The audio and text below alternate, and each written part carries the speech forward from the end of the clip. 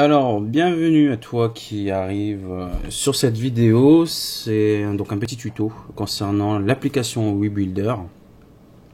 En fait, pour la simple et bonne raison, c'est que j'ai vu qu'il y avait des cas, malgré tout assez récurrents, de personnes qui ont des erreurs lors des impressions, ou la pièce qui se positionne mal sur le plateau, où il centre la pièce, mais quand ça imprime, ça part complètement à droite ou complètement à gauche, et ça coupe la pièce en deux. Alors en fait, on va regarder pourquoi on a ce problème, et en même temps, on va voir comment installer, comment réinstaller l'application, comment importer une pièce, comment slicer, les notions de termes anglo, et le fonctionnement général de l'application avec ou sans support. Donc dans un premier temps, on va faire l'installation. Alors moi, c'est un fichier zip que j'ai de mon côté, hein, mais vous l'avez sur la carte SD, et dans le cas échéant, de toute façon, le lien de téléchargement du fichier, la boîte à outils Widotina 2.zip est disponible sur le groupe Facebook. Donc si vraiment vous avez la carte SD qui est défectueuse, vous avez perdu les informations, vous pouvez toujours les retrouver ici. Alors, donc du coup, on va pas s'attarder sur les fichiers G-code, hein. On va aller directement dans le logiciel de tranchage, donc qui est WeBuilder 2.1.3 Setup Windows. Alors moi je le mets Windows parce que je suis sur Windows, mais vous pouvez très bien utiliser la version macOS. Donc on double-clique. Ça va-t'en, ça on n'a plus besoin.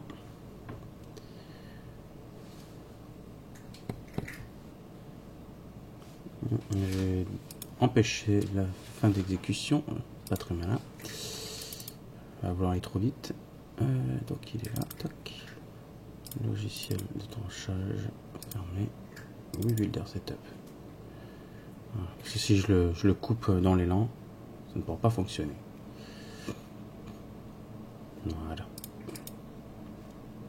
Donc on choisit bien sûr la langue française. Alors moi personnellement, je vous invite à mettre la langue anglaise.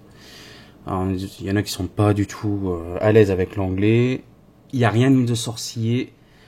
C'est des termes classiques, mais après il y a des termes qui sont propres à l'impression 3D, mais que vous allez rencontrer si vous faites de l'impression tous les jours, ou même de manière occasionnelle, mais à chaque fois ce sera les mêmes termes qui seront utilisés, même sur les groupes, les vidéos YouTube, etc. La majeure partie du temps, dans 95% du temps, ça sera les termes anglais qui seront utilisés. Donc histoire de commencer bien dès le départ et de pas s'embrouiller, on part direct sur l'anglais. Comme ça, au moins, vous êtes tranquille et on sait tous de quoi on parle et on parle la même langue. Donc, next, c'est suivant. On sélectionne WeBuilder. Vous sélectionnez Install de notre framework, du NetFramework. Pardon. Si c'est une version plus récente, il vous mettra un message d'erreur. Là, je vais le mettre volontairement parce que moi, j'ai la version déjà installée qui est déjà la toute dernière. Et le logiciel là qui a été compilé, il est plus ancien. C'est pas gênant. On va voir, il va nous mettre un petit message en nous disant comme quoi il peut pas l'installer parce qu'il y a déjà une version beaucoup plus récente. Mais on va volontairement rentrer dans le cas de figure, comme ça au moins vous ne soyez pas surpris quoi. Alors, hop, c'est bientôt fini. Allez. Voilà, donc là il m'a impossible d'effectuer l'installation. Pourquoi la raison? Le 4.5.2 a eu une mise à jour ultérieure et déjà installé sur cet ordinateur. Donc on fait fermer tout simplement et il va l'excuser. On laisse Start WeBuilder, il va le démarrer automatiquement une fois qu'on aura quitté le setup. Voilà, donc là il lance l'application.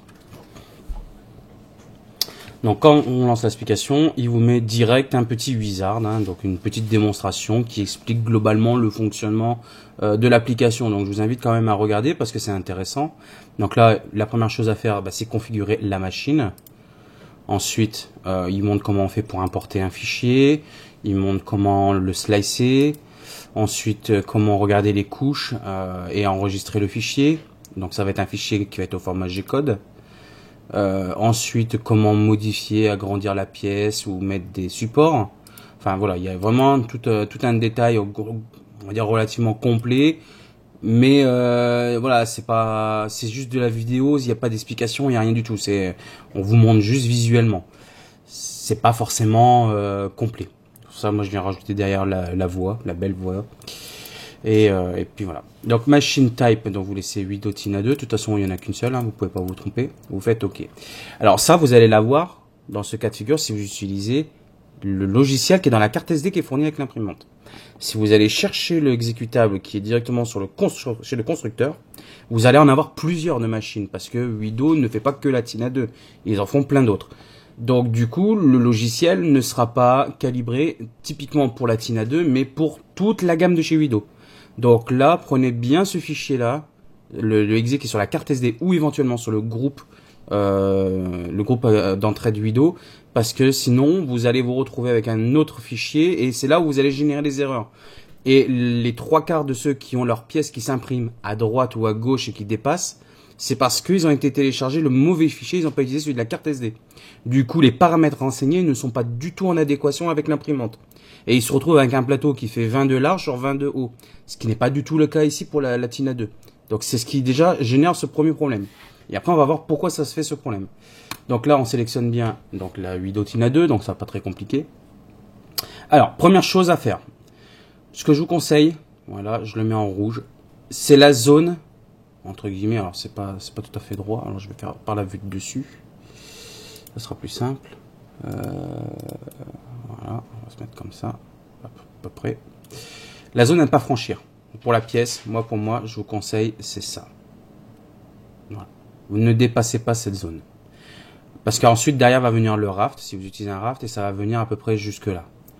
L'idée, c'est que ça ne doit pas dépasser ce volume. En gros, je dis une bêtise, ici, voilà. Il ne faut pas que ça dépasse ça.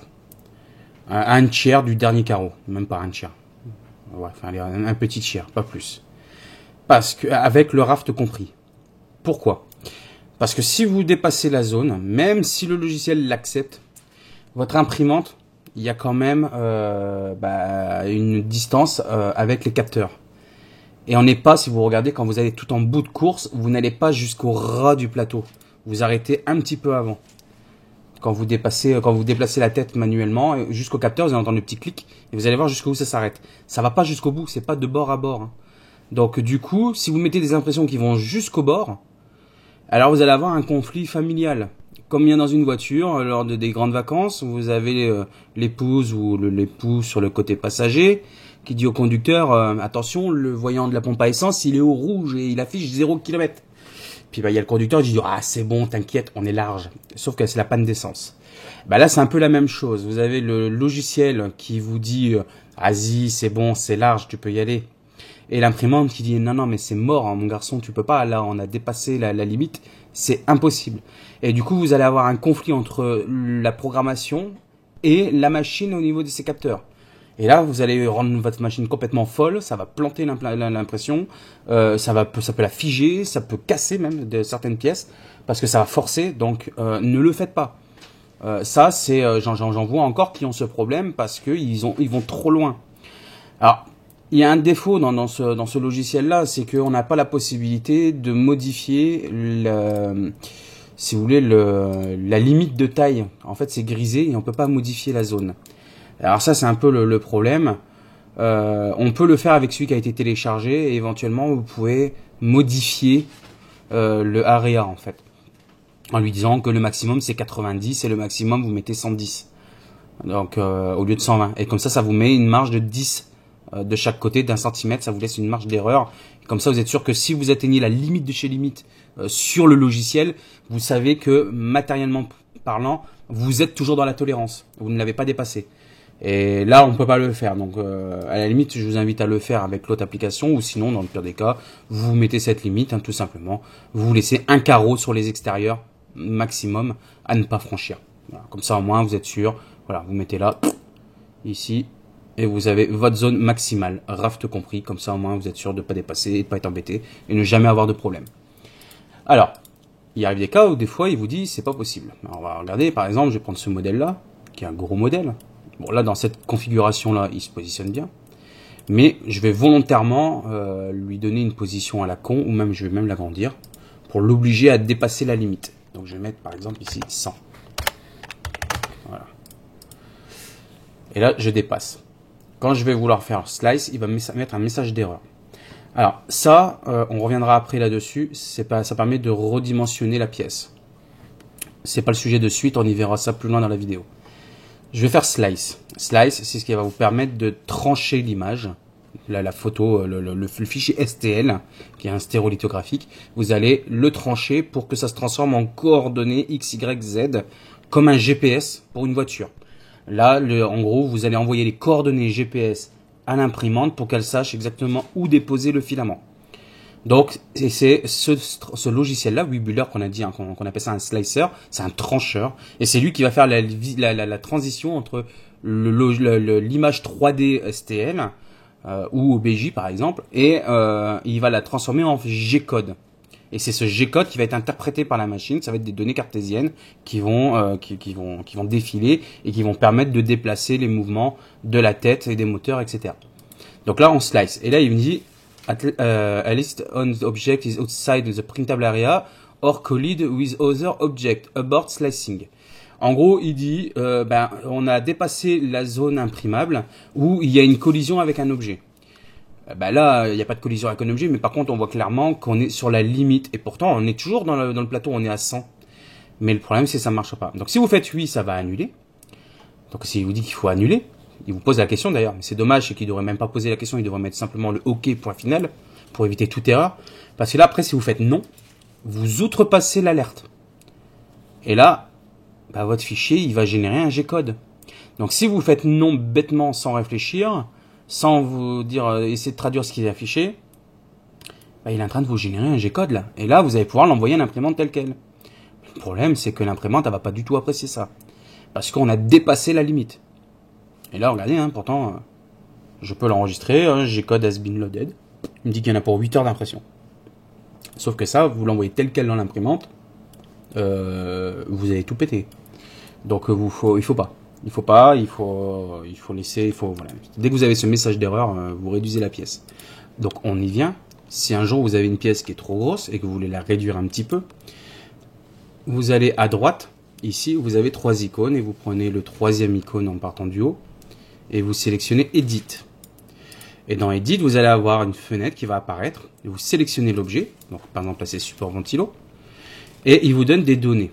Vous avez la translation, donc ça c'est pour déplacer la pièce, le scale, qui c'est pour la taille, et le rotate, c'est pour la rotation de la pièce. Nous, ce qui nous intéresse, c'est le scale, c'est la dimension. Vous avez ici à droite un petit cadenas. Ce petit cadenas, il faut qu'il soit fermé. Pourquoi? Si vous le laissez fermer, il va garder les proportions, hauteur, largeur, longueur. Si vous le désactivez, vous allez influencer que sur une seule valeur, soit X, soit Y, soit Z. Mais alors du coup, par exemple, si je mets Z sur ma pièce et que je le descends à 10, par exemple, je vais avoir un truc dégueulasse, tout aplati, voilà. Alors que si je garde, un petit CTRL Z, le cadenas ouvert, et que là je passe par exemple à 10, il va me garder la proportion de la pièce. Alors là c'est trop petit, bien sûr, mais vous voyez la différence. Donc bien garder en tête ce cadenas fermé. Ça va vous permettre de garder les proportions de votre pièce. Donc ça va influencer également sur les autres. Donc là on va mettre par exemple 50. On va diviser par 2 grosso modo. Si vous voulez vous amuser à faire le pourcentage, vous pouvez le faire. Voilà, on a réduit de 50% la pièce. Et là maintenant je slice. Et il me dit, il y a encore une erreur. Alors que pourtant on est bon. Alors pourquoi ça fait ça? En fait, c'est tout simplement que l'ordinateur, le logiciel, a gardé en mémoire les paramètres. Alors ça, on peut l'annuler. Tout simplement en faisant un clic droit sur la pièce, Arrange All Part. Ça va réinitialiser entre guillemets les anciennes coordonnées et il va les remettre à jour. Et là maintenant, vous faites Slice, vous n'avez plus le code d'erreur. Donc pas de panique, c'est normal, c'est parce qu'il avait gardé en mémoire les informations. Donc il suffit juste de faire Arrange All Part. Ça va centrer en même temps la pièce, du coup. Donc voilà. Ensuite, la pièce, si vous voulez la déplacer, vous pouvez la déplacer. Donc hop, on revient ici. Vous pouvez l'orienter. Vous avez des points magnétiques, ce qui est quand même plus facile pour être précis. Et après, vous avez la possibilité d'affiner l'inclinaison. Donc, utilisez principalement les points magnétiques. Et puis automatiquement, voilà. Et après, vous faites un arrange all part. Comme ça, vous êtes sûr que c'est bien centré. Et vous n'avez pas de problème. Si votre plateau fait plus de 9 et plus de 10, de 11 en hauteur et plus de 9 en largeur, hein, c'est qu'il y a un problème, vous n'êtes pas sur les bons paramètres de l'imprimante. Hein, donc, il faut bien prendre ça en considération. Mais une fois que c'est fait, vous n'avez plus à vous embêter. Alors, dernier point qu'on va regarder ensemble. Avant-dernier point, les supports. Alors, là, tel quel, si j'imprime, il va y avoir des problèmes. Pourquoi? Parce que tout ce qui est parallèle au plan, au sol, entre guillemets, qui est parallèle au sol, a besoin de support pour pouvoir s'imprimer. Parce que en hauteur, dans le vide, il peut pas. Imaginez, c'est comme si demain, au deuxième étage de votre maison, par exemple, sur l'extérieur droit de la maison, vous voulez construire une nouvelle pièce. Bah, s'il n'y a rien en dessous pour tenir le sol de la deuxième pièce, ça va s'effondrer, ça ne tiendra pas. Bah là, c'est exactement la même chose. Si vous avez rien pour soutenir derrière, ça marchera pas. Donc là, par exemple, si je fais slice comme ça, donc lui, il va vouloir le slicer, hein, lui, ça pose pas de problème. Hein. Lui, il est là pour trancher. Il n'est pas là pour raisonner pour vous. Hein. Lui, il est là pour juste faire ça, trancher. Sauf que là, donc, il va vous donner le fichier, mais quand vous allez vouloir imprimer, cette zone-là, c'est pas possible, quoi. Il n'y a rien pour maintenir dans le vide. Donc, il y a un moment donné, si on regarde, hop, avec l'ascenseur à droite qui permet de voir couche par couche. Alors, jusque-là, ça va, et là, ça va plus. Parce que, vous voyez, ici, cette partie-là, elle va pas s'imprimer toute seule, hein, ici. C'est pas possible, il faut un support, là. Là, on est dans le vide, là. Et à part faire de la magie, je vois pas comment on peut le faire tenir. Donc voilà. Donc concrètement, c'est pas possible. Donc là, il faut mettre des supports. Alors les supports, ils sont utiles à partir du moment où vous avez un angle supérieur. Je vais partir déjà très tôt. Normalement, on peut être un peu plus loin, mais à partir de 45 degrés, on commence à être sur un besoin de support. Donc 45 degrés d'inclinaison. Là, par exemple, concrètement, ici, j'ai 45 degrés. Ici. Ou un peu moins de 45 degrés, je dois avoir un peu moins que ça. Mais, globalement, on est à peu près à 45 degrés. Je crois qu'on est à 50, je crois. De tête. Je sais plus exactement, mais quand j'avais créé la pièce, je crois qu'on était à 50. Donc voilà. Donc là, ici, vous avez un angle. Donc ici, pour faire cet angle-là, théoriquement, je n'ai pas forcément besoin de support. Alors ça va dépendre de votre imprimante. Vous avez des imprimantes, alors il y a Uido qui va peut-être bien le gérer. Ça sera à voir lors de l'impression. Et vous en avez d'autres qui vont pas le gérer ou d'autres qui vont pouvoir avoir une tolérance beaucoup plus élevée, pouvant aller jusqu'à 60-65 degrés. Mais ça, c'est parce que c'est des machines qui sont plus performantes, qui ont des capacités, on va dire techniques, meilleures pour avoir ce type de contraintes à gérer. Avec une petite imprimante comme ça, dépassez pas les 45 degrés, pensez à mettre des supports, comme ça au moins, ça vous évite des surprises et du coup de gaspiller du plastique inutilement. Donc, ça, c'est déjà pour cette partie-là. Ensuite, comment on fait pour mettre des supports? C'est pas compliqué. Vous allez ici, en haut à gauche, dans Slicing Setting à côté de Slice, vous avez un dossier, une pile là, avec donc des tranches, avec une roue crantée. Hop, vous cliquez dessus. Et là, vous avez Profile normal. Donc ça va être pour la qualité d'impression. Et vous avez en dessous Support. Support None, c'est-à-dire aucun. Everywhere, c'est partout. Et Touching Build Plate, excusez-moi, ça veut dire en contact avec le plateau. La traduction française, elle est à chier. Donc je vous la fais en anglais, c'est mieux. Parce que si vous mettez l'application en français, la traduction, vous allez voir, c'est du délire. Ça correspond à rien du tout, quoi. Soutenir, 0, entièrement supporté, support externe. C'est pas du tout ça. Support externe, non. Pour moi, un support externe, c'est vers l'extérieur et point final. Non, c'est en contact avec le plateau. Parce que vous pouvez avoir des supports internes, mais qui sont en contact avec le support, avec le plateau. Donc, la traduction, elle est complètement erronée. Donc, c'est pour ça que je vous dis, mettez bien en anglais, parce que sinon, vous allez être faussé. Et en plus de ça, avec les autres, quand vous allez communiquer et échanger, on va principalement tous parler en anglais. Donc là, ensuite, vous avez Click to Show More. Donc là, ça va pouvoir donner les paramètres détaillés. Donc, support, on va mettre en premier lieu Touch Build Plate. Donc, hop, on peut fermer et on fait Slice. Et là, vous allez voir, ça va mettre des supports partout, sauf à l'intérieur de la pièce. Et en fait, on va s'en rendre compte très rapidement. Par exemple, là, sur le haut de la pièce, vous allez voir à l'intérieur, il n'y a rien du tout. C'est vide. Et comment il va faire pour faire le haut, là, le plafond, s'il a pas. Donc là, je sais que techniquement, il sera capable de le faire. Ça sera pas très propre, mais il sera capable de le faire. Mais il va faire comment, là? Alors que si je mets everywhere, là, il va en mettre partout, y compris à l'intérieur de la pièce pour la consolider et empêcher que ça s'effondre. Voilà, et regardez, hop, et là, on les a en rouge, à l'intérieur. Alors là, c'est un conduit d'air. Si je mets des supports à l'intérieur, l'air va être emmerdé dans l'histoire. Donc il m'en faut pas. Donc il faut que ma pièce soit conçue de manière intelligente pour que je puisse imprimer sans avoir à mettre des supports à l'intérieur et galérer à les retirer. Parce que là, pour accéder là-haut, c'est une mission impossible. À part découper et recoller derrière comme un cingouin, ça servira pas à grand chose. Donc là, il faut faire en sorte de jouer avec l'angle de la pièce, la position sur le plateau pour avoir le moins de support possible à l'intérieur. Et l'idéal, c'est de ne pas en avoir du tout et de pouvoir imprimer la pièce. Et là, on va jouer sur les angles, on va jouer sur les chanfreins, on va jouer sur les congés de la pièce, on va jouer sur tout ça. Donc ça, c'est des termes que vous verrez par la suite avec l'expérience. Mais il est possible de trouver des petites parades et jouer sur les angles pour dire de pouvoir imprimer une pièce en ayant le moins possible de support à l'intérieur. C'est pour ça que des fois, quand il y a des angles comme ça, là, par exemple, elle est vachement angulaire, hein, la pièce. C'est pas un hasard. C'est pas fait pour faire joli. C'est parce qu'il y a une utilité et que le but, c'est de garder un flux constant et d'empêcher la pièce de s'effondrer lors de l'impression et qu'elle puisse être quand même solide. Donc voilà, il y a une utilité, hein, si vous voulez, à ça. C'est pas juste pour le fun de faire un gros boudin, limite on dirait un morceau d'intestin là.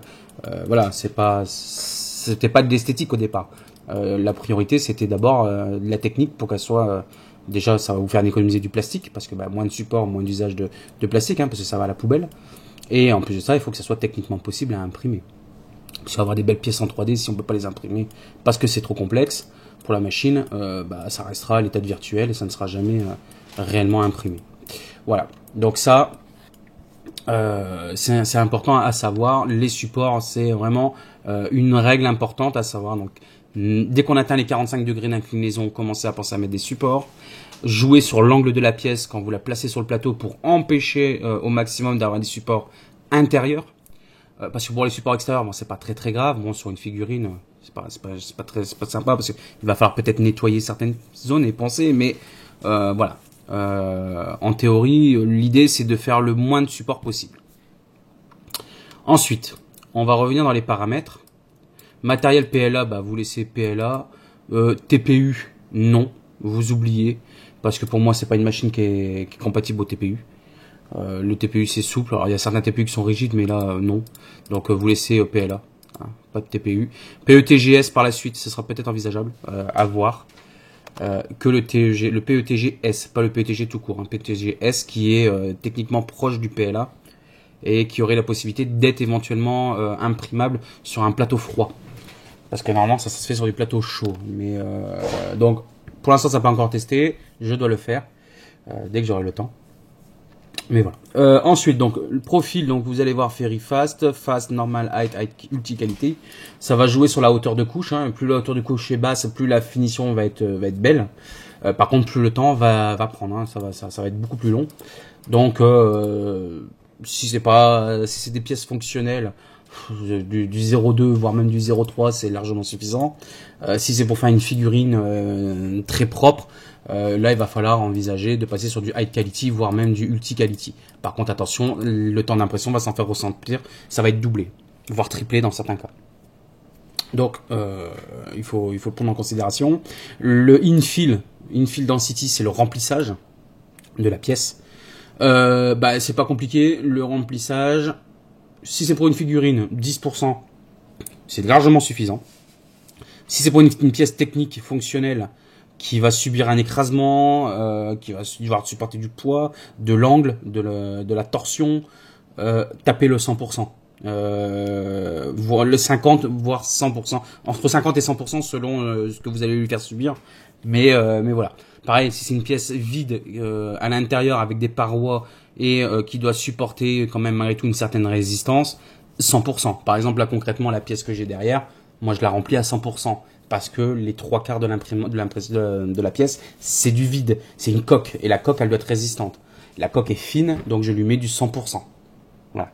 Par contre, pour une figurine qui est là juste pour faire de la déco, aucun intérêt d'aller mettre plus que 10%, hein. 10-15% gros maximum. Sinon après c'est du gaspillage de matière, c'est inutile. Température, bah écoutez, 200 degrés c'est le standard pour les bobines qui sont fournies Sunlu chez Carouf. Maintenant, la température est variable en fonction de la marque du PLA et de sa couleur. Vous pouvez avoir deux modèles de la même marque, mais si la couleur elle est différente, vous pouvez avoir des comportements à des températures identiques qui peuvent être différents. Donc je sais pas si c'est assez clair. Voilà, c'est deux plastiques de la même marque, couleur différente, température qui peut être potentiellement différente. Donc à bien prendre en considération, en fonction des couleurs, il y a des additifs qui vont avoir des effets dessus. Donc ce que j'ai mis en place sur le groupe, c'est une tour de température. Et ça, je vous conseille de l'imprimer systématiquement dès que vous changez de marque de bobine ou de couleur. Comme ça, moi, vous savez à quel moment il faut. Ça va donc de 235 jusqu'à 195 degrés. Et vous allez pouvoir regarder sur la tour à quelle température le résultat est meilleur. Les ions d'intercouche, la couleur, la brillance, les angles, si ils n'ont pas été trop fondus ou rabotés. Enfin voilà, tout ça est à prendre en considération et à adapter en fonction de vos besoins. Donc ça, c'est pour la partie vraiment affinage. Et après, vous avez la partie un peu plus technique. Je vais pas rentrer dans le détail parce que pour le moment, ça n'a pas lieu d'être. Le but, c'est déjà de maîtriser la base, vraiment les fondements du slicer. Après, on rentrera dans les techniques et j'en ferai une autre vidéo avec les paramétrages avancés. Là, c'est pas l'objet de la vidéo. Donc ça, c'était pour cette partie-là. Et une fois que c'est fait, vous cliquez sur enregistrer. Et vous allez avoir votre fameux fichier G-code à mettre sur la carte SD pour lancer l'impression. Alors, pour ceux qui ont eu des problèmes avec l'imprimante, vous avez la possibilité ici de faire Reset Slicing Configure File. En fait, c'est pour faire un retour par défaut des paramètres de l'imprimante si vous avez trop bidouillé à l'intérieur, que vous savez plus à combien au niveau des paramètres où vous étiez. Par exemple, là, je vais mettre, allez, on va être joueur, je vais foutre le bordel là-dedans. Oh, je vais mettre, je sais pas, les 100, allez, 4, allez, 18. Allez, là, ici, je vais mettre 65, ici, je vais mettre 12. À l'intérieur, ici, je vais mettre, je sais pas, 25, par exemple. Voilà, pourquoi on cherche ça. Et là, je vais mettre 30, 35. Et hop, voilà. Donc, je peux très bien mettre ce genre de paramètres. Bon, ça va foutre le bordel, hein. J'ai fait n'importe quoi. C'est vraiment des données au hasard, mais c'est pour montrer le principe, hein. Voilà. Donc, ici, on voit, hein, les paramètres sont bien restés. Et je voudrais revenir parce que je me rends compte que ça marche pas, ce que j'ai fait c'est de la merde et le résultat de l'impression il est pas beau. Bon, je voudrais revenir en arrière, mais je me souviens plus ce que j'ai mis. Oh, c'était quoi à l'origine? Merde. Et du coup vous avez ici configure Reset Slicing Configure File. Vous cliquez dessus et là vous voilà à l'état par défaut lors de l'installation de votre application. Voilà, tout simplement. Sur Mac il n'y a pas cette fonction, donc cherchez pas. La seule chose que vous pouvez faire, c'est drop dans la corbeille de l'application et de la réinstaller. C'est dommage, mais voilà, c'est pas moi qui a fait l'application. C'est possible de le faire sur Windows, pas sur Mac. Alors sur Mac, il y a peut-être moyen de le faire autrement en allant bidouiller, en décompilant le package et aller chercher le fichier de conf, mais je suis pas sûr. À voir, il faudrait que je vois sur le Mac de mon fils, mais j'ai pas encore eu le temps d'y regarder. Mais je pense qu'il doit y avoir moyen de décompiler facilement et de retirer le fichier de conf ou de sauvegarder d'emblée à l'installation le fichier de conf, de se le mettre de côté et puis de le restaurer au besoin. Mais sur Windows, voilà, vous avez la possibilité, voilà, de le dégager. Et une fois que vous avez fait la désinstallation, par exemple ici, on va partir sur la désinstallation. Hop, WeBuilder, hop, désinstaller.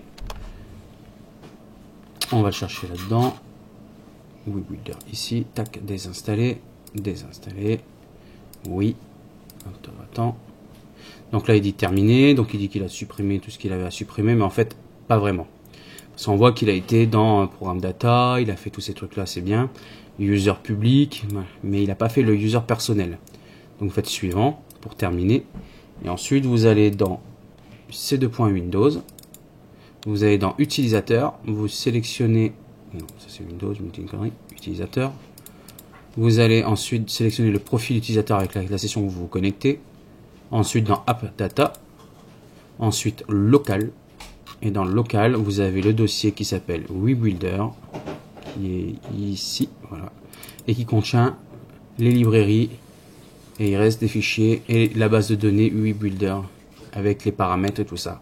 Donc ça veut dire que quand vous allez réinstaller, si vous supprimez pas ça, il va garder l'ancienne configuration. Pour ne pas avoir ce problème, vous supprimez directement le dossier Webuilder. Voilà, pas de pitcher, vous le virez, vous videz la corbeille et seulement ensuite vous faites la réinstallation de l'application et vous allez pouvoir repartir avec une installation propre. Si vous faites pas ça, vous n'aurez jamais une réinstallation propre de l'application. Donc là du coup, hop, on vient ici, je vais récupérer, j'ai pas la connexion, on s'en fout, logiciel, hop, je relance, voilà. Et là vous allez voir, lors de l'installation, ça fera vraiment comme si on avait fait la toute première install. Donc là il me demande de choisir la langue, hop, je choisis l'anglais, next, là il me redemande, bon là je ne le sélectionne pas, hein, le .NET Framework, le framework ça sert à rien, j'ai déjà la version la plus récente. Et voilà.